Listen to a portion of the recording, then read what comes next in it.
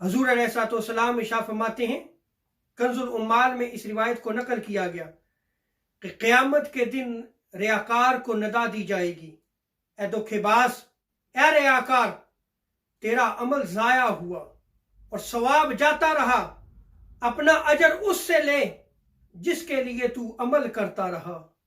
सो देखें, बंदा अमल करता रहा लेकिन रियाकारी थी, हकीकत में वो लोगों से तारीफ सुनना चाहता था, तो उसका ये अमल भी जो है वो ज़ाया चला जाएगा, उसको रोज़े क़यामत कोई अजर व सवाब नहीं दिया जाएगा।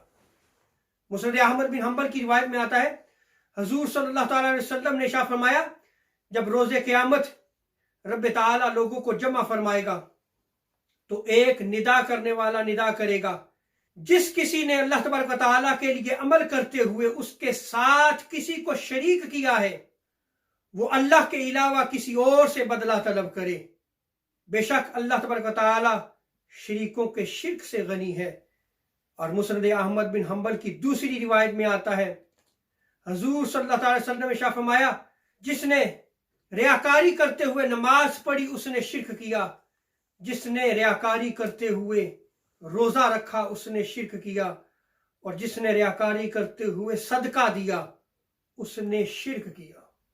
ये कौन सा शिर्क है कि वो नमाज भी पढ़ रहा है, सदका भी कर रहा है, रोजा भी रख रहा है, लेकिन वो शिर्क कर रहा है। इसको शिर्क असगर कहा गया है।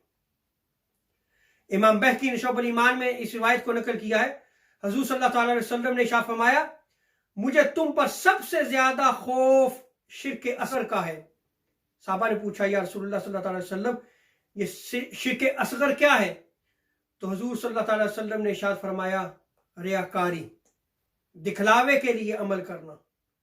और जो रियाकार है, रोज़े क़यामत रब ताला उसे इरशाद फरमाएगा, तुम उन लोगों के पास चले जाओ जिनके लिए तुम अमल दुनिया में करते रहे, आज मेरे यहां तुम्हारे लिए कोई अजर व सवाब नहीं है।